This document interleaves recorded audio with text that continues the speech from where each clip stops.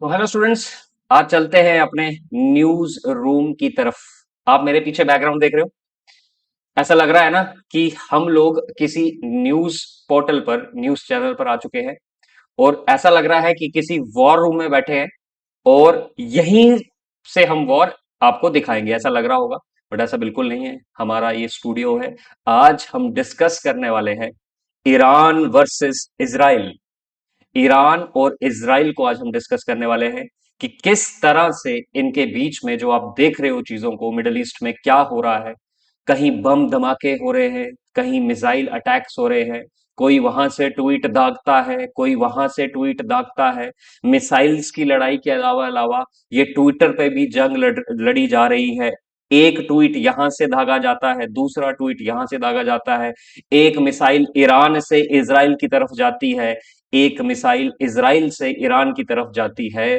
तो हम क्या आज डिस्कस करने वाले हैं? हम ये डिस्कस करने वाले हैं बच्चों कि इनके बीच की क्या रही और किस तरह से मिडल ईस्ट जल रहा है और भारत का क्या स्टैंड होने वाला है आने वाले कुछ दिनों में।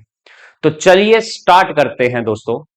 आप इमेजिन करिए, कल्पना कीजिए, दो ऐसी कंट्रीज जिनके बीच में कोई भी लैंड बॉर्डर नहीं है, जो एक दूसरे से कोसों दूर है, वो आज आमने सामने एक दूसरे को टक्कर दे रहे हैं और जान के दुश्मन बने हुए हैं। एक कंट्री कहती है दूसरी कंट्री को कि तुझको वर्ल्ड मैप से मिटा दिया जाएगा, और दूसरी कंट्री कहती है कि बच्चू, अगर तूने ऐसा किया तो तेरे को भी मिट्टी में मिला दिया जाएगा।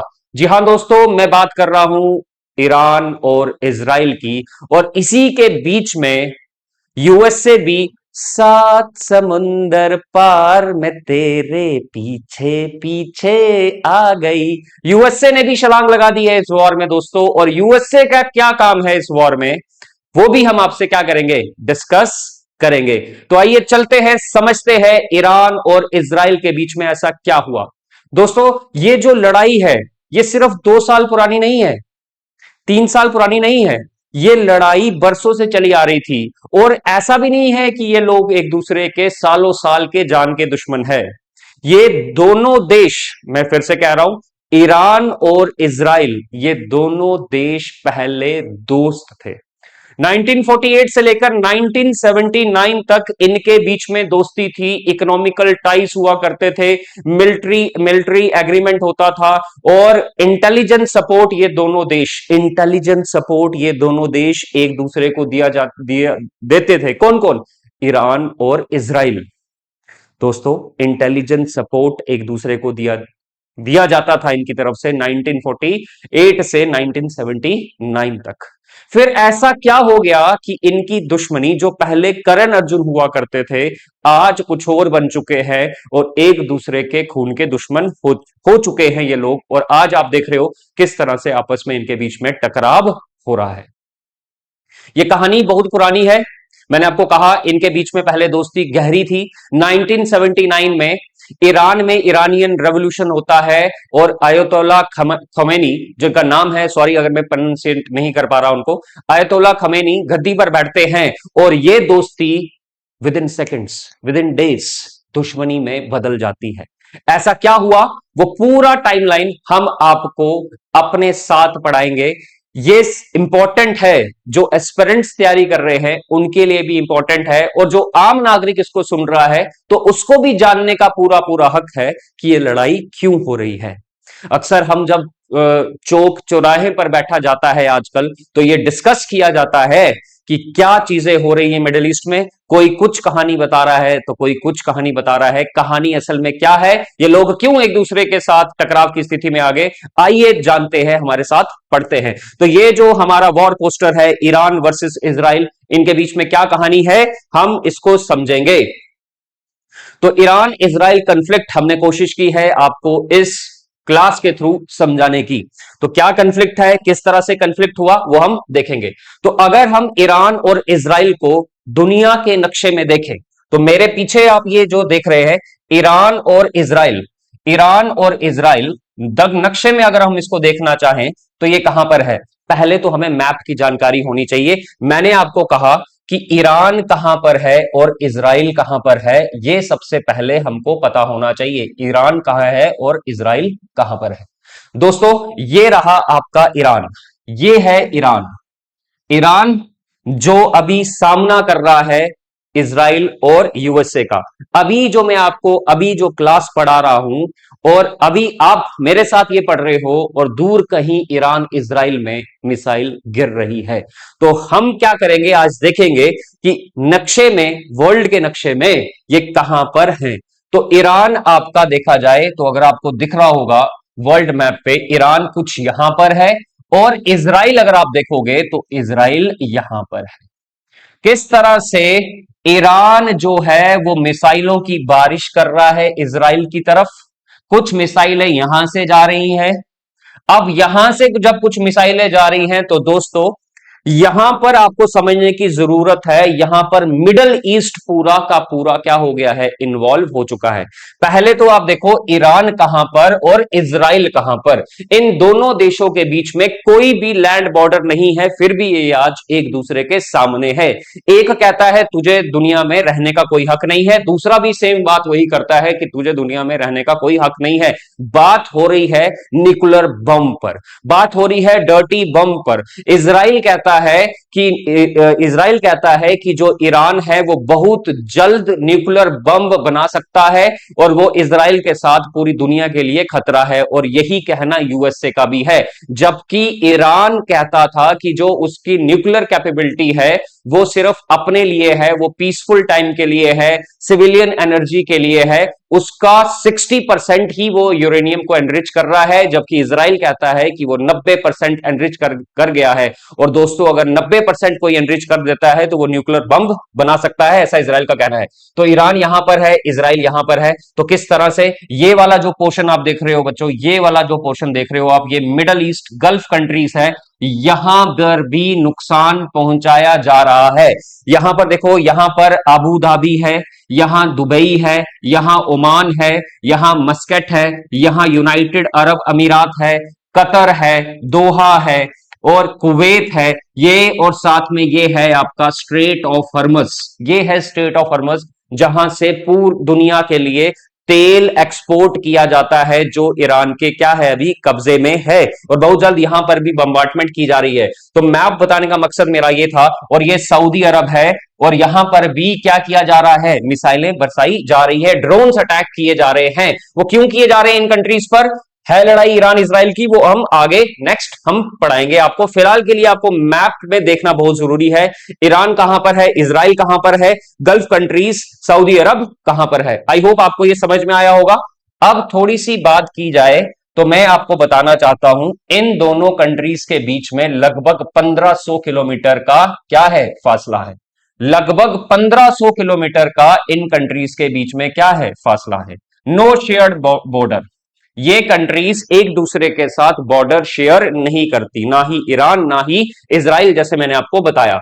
1500 किलोमीटर के इनके बीच की दूरी है, फिर भी ये आज इनके जान के, एक दूसरे के जान के दुश्मन बने हुए हैं। और जो इनके नेबर्स हैं जैसे Lebanon, Gaza, Syria, Iraq, Yemen, ये इन दोनों कंट्रीज के बीच में आते हैं और एज ए बफर स्टेट इनकी बन चुकी है। अगर आपको मैप समझ में आ गया तो आपको पता लग गया होगा ये देश कितने दूर है आपस में।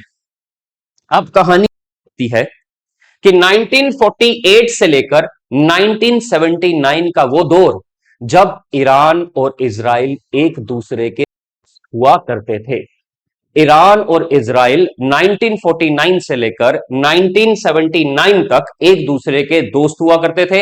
इनके बीच में इंटेलिजेंस का कॉपरेशन हुआ करता था, ट्रेड और मिलिट्री टाइज थी इनके बीच में, व्यापार पर समझौता था, मिलिट्री ट्राइज थी, दोनों की आर्मी एक दूसरे के बीच में एग्रीमेंट किया करते थे, और इनके क्या थे, डिप्लोमेटिक रिलेशंस थे 1949 से लेकर 1979 तक। फिर ऐसा क्या हो गया कि इनके बीच में दुश्मनी स्टार्ट हो गई। तो इनके बीच में जो दुश्मनी, अब एक चीज आपको याद रखना है, Iran was one of the first Muslim majority nations to recognise Israel.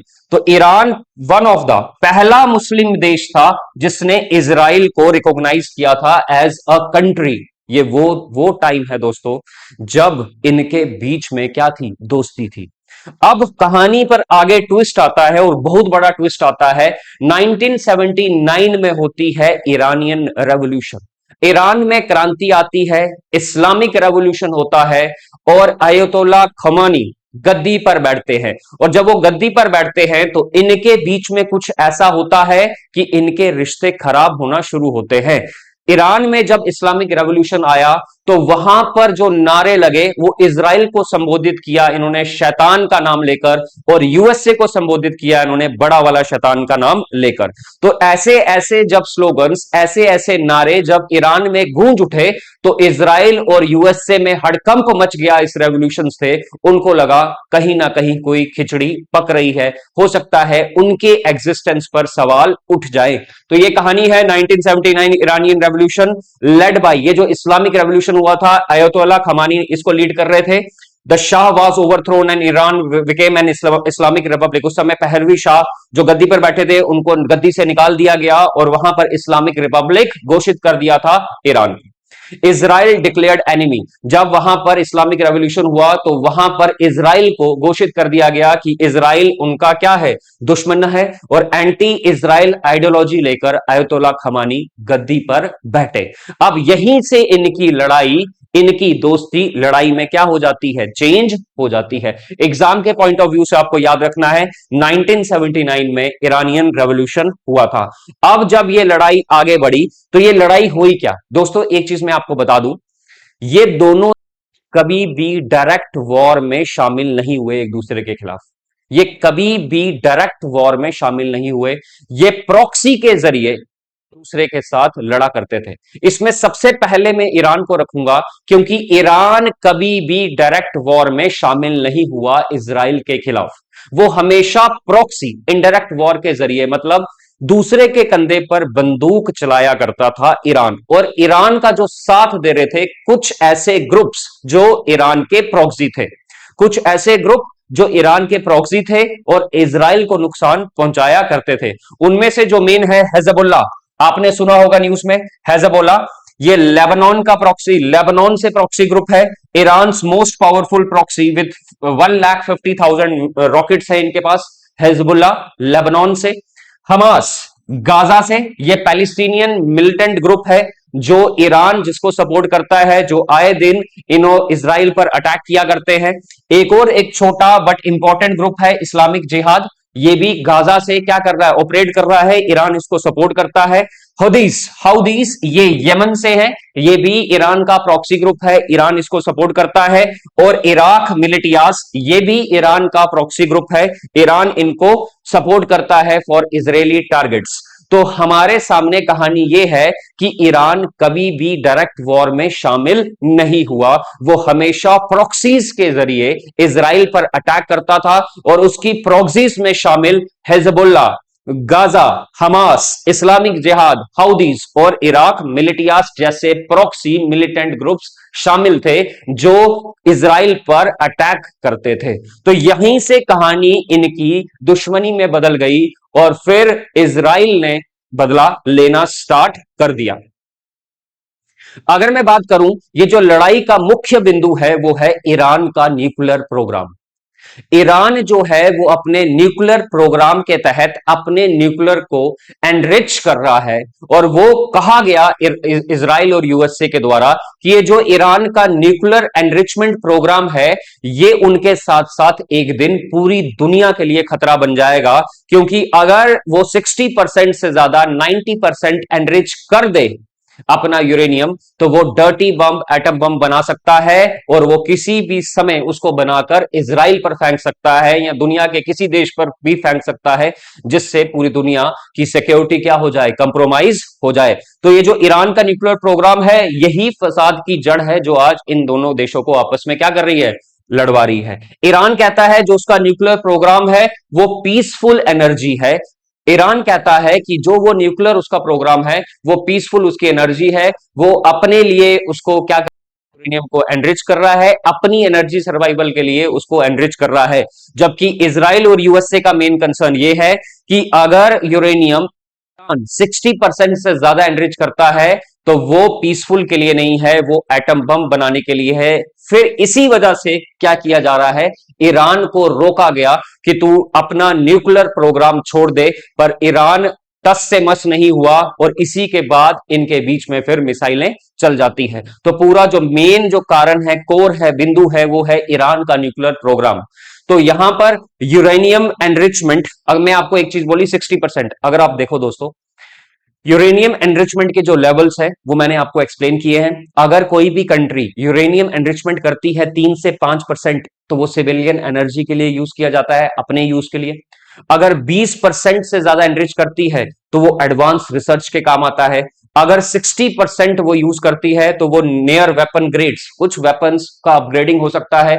अगर न्यूक्लियर एनरिचमेंट कोई कंट्री 60% से ज्यादा 90% प्लस करती है तो वो जाहिर सी बात है वो न्यूक्लियर बॉम्ब बनाना चाहती है। और यही ईरान इजराइल का मेन कंसर्न है कि किसी भी तरीके से ये मेन कंसर्न किसका है, यूएसए और इजराइल का, कि किसी भी तरीके से ईरान को 90% एनरिच यूरेनियम एनरिच नहीं किया जाए, और अगर उसको कर दिया जाएगा तो वो हो सकता है न्यूक्लियर बॉम्ब बना ले, जो पूरी दुनिया के लिए क्या है, खतरा है।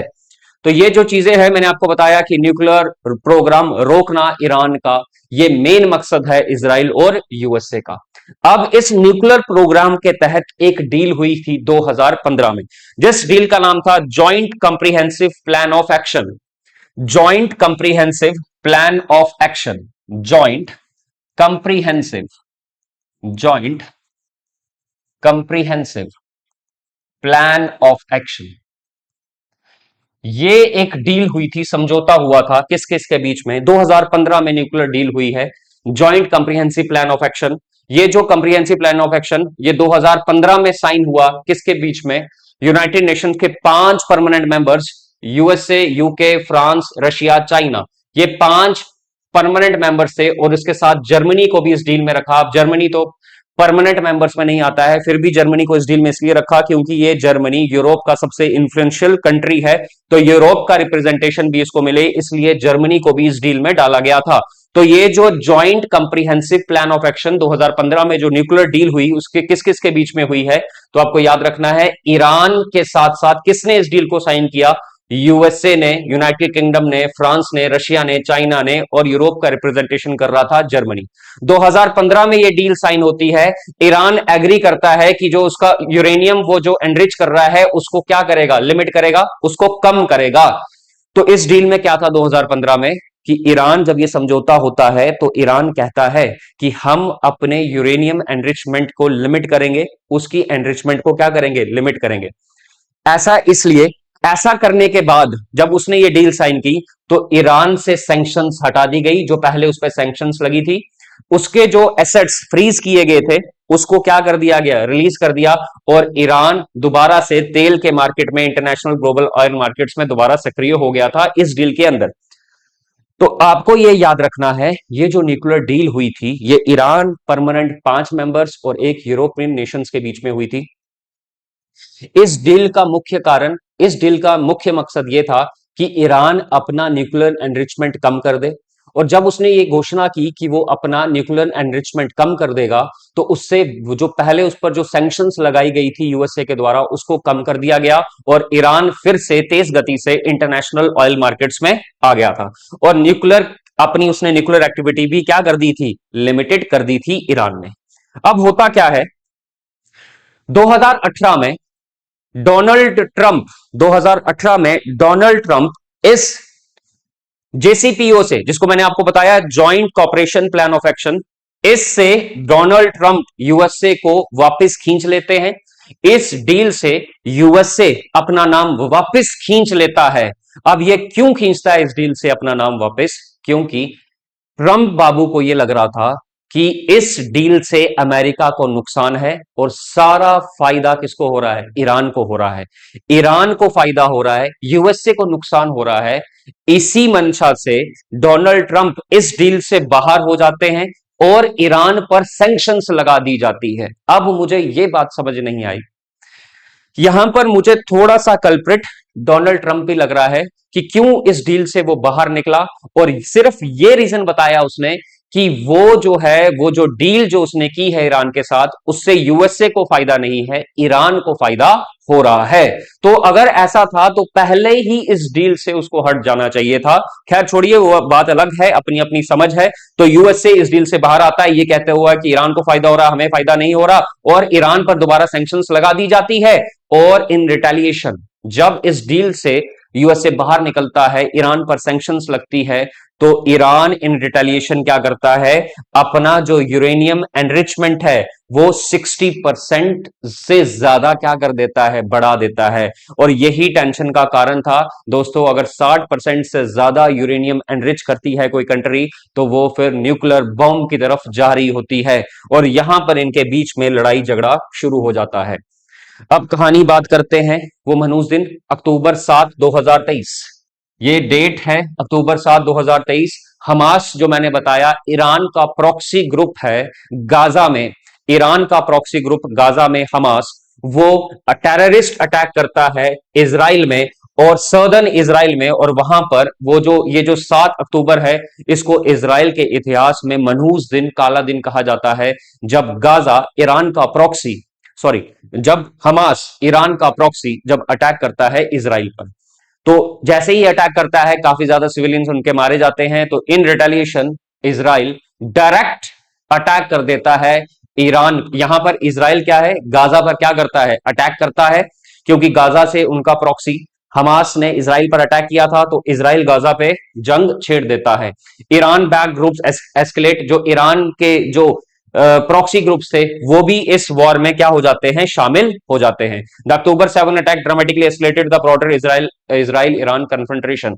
अभी तक इनडायरेक्ट वॉर, प्रॉक्सी वॉर के जरिए इसराइल पर अटैक किया जा रहा है। तो 7 अक्टूबर 2023 को हमास जो ईरान का प्रॉक्सी है वो सदर्न इसराइल में सिविलियंस इसराइल के बड़े सारे मार देता है, और फिर इसराइल गाजा पर अटैक करता है, जो आपने तस्वीरें देखी होंगी। तो 2025 में इसराइल की तरफ से लॉन्च होता है, 2025 में इसराइल की तरफ से लॉन्च होता है आपका operation rising lion. In 2025 Israel launched operation rising lion, a direct military strike on Iran nuclear and military infrastructure, marking the first. तो यहां पर है मार्किंग द फर्स्ट, ये अटैक पहला अटैक, डायरेक्ट अटैक माना जाता है। अभी तक दोस्तों ये कंट्री एक दूसरे से डायरेक्ट वॉर में शामिल नहीं हुई थी, पर 2025 में इसराइल जो है वो ऑपरेशन राइजिंग लॉइन लॉन्च करता है और डायरेक्ट अटैक करता है ईरान के न्यूक्लियर प्रोग्राम के जो एपिसेंटर्स हैं, मिलिट्री इंफ्रास्ट्रक्चर्स हैं वहां पर। तो नतांस पर अटैक होता है, फोर्डो पे अटैक होता है, इस्फहान पे अटैक होता है। ये ऐसी जगहें हैं जहां पर कहा जाता है कि ईरान अपनी यूरेनियम एनरिचमेंट फैसिलिटी कहां पर, नटांस में, फोर्डो में और इस्फहान में, यहां पर nuclear capability, nuclear enrichment programme इन जगहों पे चलाए जाते थे। तो इसराइल यहां पर डायरेक्ट अटैक करता है, और ये पहला ऐसा इंस्टांस है जब ये दोनों देश एक दूसरे के सामने डायरेक्ट आमने सामने आ जाते हैं। तो ईरान मिसाइल रिस्पॉन्स, उसके बाद द 12 डे वॉर चलती है, ईरान का मिसाइल रिस्पॉन्स आता है, 12 डे वॉर चलती है, ड्रोन से अटैक किया जाता है, बैलिस्टिक मिसाइल से अटैक किया जाता है, 12 डे इसको वॉर का नाम दिया जाता है। तो ये कहानी जो 12 डे वॉर है, जो ईरान का मिसाइल रिस्पॉन्स है, वो किस वजह से है, क्योंकि ऑपरेशन राइजिंग लॉइन के तहत इसराइल ने अटैक कर दिया था किस पर, ईरान पर, और इसी के जवाब में यहां पर 12 डे वॉर रिस्पॉन्स देता है कौन, ईरान इसराइल को, जिसमें ड्रोन से अटैक किया जाता है, बैलिस्टिक मिसाइल से अटैक किया जाता है, और 12 दिन तक ये वॉर चली थी। तो आई थिंक आपको ये समझ में आ रहा होगा। और आज आप देख रहे हो यूनाइटेड स्टेट्स भी, इस यूएसए भी इस वॉर में क्या हो गया है, एंट्री ले चुका है, वही 7 समुंदर पार वाली कहानी। तो यहां पर क्या है, यूएसए क्यों आया है, USA provided air defence system, intelligence and direct military assets to Israel. USA support करता है इसराइल को, वो कारण है nuclear sites targeted, USA forces joint strikes on Iranian nuclear infrastructure, Iran के न्यूक्लियर इंफ्रास्ट्रक्चर पर यूएसए अटैक कर चुका है, उसके बाद जिसकी वजह से ये हो रहा है। तो यूएसए का भी कहीं ना कहीं ये मानना है कि हमको ईरान को न्यूक्लियर बम, न्यूक्लियर एनरिचमेंट करने से रोकना है, इस वजह से उसकी भी एंट्री इस वॉर में आ चुकी है। तो इस समय जो करंट सिनेरियो है 2026 में जो आप देख रहे हो, इस समय सिनेरियो क्या है, अगर आप यहां देखो तो ऑनगोइंग चल रहा है। ईरान जो है वो किसी भी कंट्री को बख्श नहीं रहा है। ईरान जो है वो किसी भी कंट्री को, उसकी नेबरिंग कंट्री को भी नहीं बख्श रहा। क्यों? क्योंकि ईरान कहता है जिस जिस देश में भी यूएसए के क्या होंगे, बेसिस होंगे, यूएसए आर्मी होगी, वहां पर क्या किया जाएगा, हिट किया जाएगा। तो ईरान की तरफ से इराक में हिट किया जा रहा है, ईरान की तरफ से कुवैत में हिट किया जा रहा है, ईरान की तरफ से बहरीन में हिट किया जा रहा है, ईरान की तरफ से कतर में हिट किया जा रहा है, ईरान की तरफ से सऊदी अरब में हिट किया जा रहा है, ईरान की तरफ से यूएई में हिट किया जा रहा है, ईरान की तरफ से ओमान में हिट किया जा रहा है, इजराइल पर तो हिट कर ही रहा है, तो ईरान की तरफ से साइप्रस में भी हिट किया जा रहा है। अब आप बोलोगे सर इन बाकी कंट्रीज को क्यों हिट किया जा रहा है? क्योंकि ईरान कहता है कि जो भी कंट्री यूएसए के सपोर्ट में उसको अपने बेस देगी हमारे खिलाफ लड़ने के लिए, उस हर एक कंट्री को हिट किया जाएगा। तो ऑनगोइंग एयर स्ट्राइक्स है, conflict continues with periodic air strikes and missile exchange between Israel and Israel. इनके बीच में मिसाइलें चल रही हैं। लेबनान, यमन, इराक, सीरिया, ये सारे आपके फ्लैश पॉइंट्स हैं। न्यूक्लियर इशू अभी भी अनरिजॉल्व है, आगे क्या समझौता होगा हमें नहीं पता। तो इस समय हो सकता है यहां पर तबाही मच जाए। ईरान अभी भी सरेंडर करने के मूड में नहीं है और यूएसए ने कहा है कि वो ऐसा बदला लेगा कि पूरी दुनिया देखेगी। तो आई देखेंगे आगे क्या होगा। तो ये जो कहानी थी जो मैंने आपको बताया है, तो इनके बीच में why Israel and Iran are enemies, मैंने आपको बताया प्रॉक्सी वॉर नेटवर्क है। प्रॉक्सी वॉर, एक दूसरे से डायरेक्ट नहीं आते थे, प्रॉक्सीज के जरिए लड़ाई करती थी, आइडियोलॉजी नहीं मिलती, ठीक है, दोनों एक दूसरे के दुश्मन है और न्यूक्लियर वेपन्स का डर है एक दूसरे को, और इसी वजह से ये दोनों आपस में क्या कर रहे हैं, लड़ रहे हैं। तो इंपॉर्टेंट फॉर कॉम्पिटेटिव एग्जाम्स क्या हो जाता है, तो ये सारी चीजें हैं, इंपॉर्टेंट है कॉम्पिटेटिव एग्जाम्स के लिए। कुछ और चीजें जैसे जैसे मैंने आपको बताया कॉम्पिटेटिव एग्जाम्स के लिए क्या जरूरी है वो आप देख सकेंगे, मैंने पूरा एक्सप्लेन कर दिया है। तो मैं अगर आपको बताऊं भारत का क्या स्टैंड होना चाहिए, इंडिया का क्या स्टैंड होना चाहिए इस युद्ध के दौर में, भारत की क्या प्रतिक्रिया होनी चाहिए, तो भारत की प्रतिक्रिया हमेशा क्या होती है, स्टेबल रहती है। भारत हमेशा संयम से काम करना चाहता है और आज भी भारत संयम ही है, स्टेबल है। इंडिया इस समय यह सोच रहा है कि किस तरह से मिडल ईस्ट में फंसे अपने 1 करोड़ भारतीयों को किस तरीके से मिडल ईस्ट से निकाला जाए। भारत के सामने वे फॉरवर्ड क्या है कि किस तरह से मिडल ईस्ट में फंसे भारतीय नागरिकों की सुरक्षा उसकी पहले जिम्मेवारी है। उनको किस तरीके से उन मिडल ईस्ट से भारत में सेफली लाया जाए, भारत के लोगों की सिक्योरिटी पर काम किया जाए जो मिडल ईस्ट में फंसे हुए हैं। और इंडिया को इस समय यह भी देखना है कि ये जो क्रूड ऑयल है, जो स्ट्रेट ऑफ हॉर्मज जहां पर अटैक हो रहा है, जो क्रूड ऑयल है उसकी कीमतें बढ़ ना जाएं, हमारा स्टॉक खत्म ना हो जाए, तो इसकी भी तैयारी भारत सरकार को करनी है। और तीसरा, हमें संयम से काम लेना है। तो ये वे फॉरवर्ड हो सकता है ना। भारत जो है इजराइल का भी स्ट्रेटेजिक पार्टनर है और भारत ने ईरान के साथ भी संबंध खराब नहीं किए हैं। इस समय भारतीय हुकूमत, भारतीय सरकार का एक ही मकसद है कि किस तरह से उसके सिटीजन्स आपका मिडल ईस्ट में सेफ रहें और किस तरह से 1 करोड़ भारतीयों को सेफली वहां से लेकर आया जाए। और दूसरा जो मैंने आपको बताया कि जो हमारा स्टॉक है एनर्जी का, क्रूड ऑयल का, वो खत्म ना हो जाए, उसके लिए भी भारत सरकार को क्या देना है, ध्यान देना है। आगे वॉर किस तरफ जाएगी ये आपको हमको पता लग जाएगा, समय समय पर मैं आपको इंपॉर्टेंट स्टोरीज टाइमलाइन के जरिए बताऊंगा। तब तक के लिए जय हिंद, जय भारत।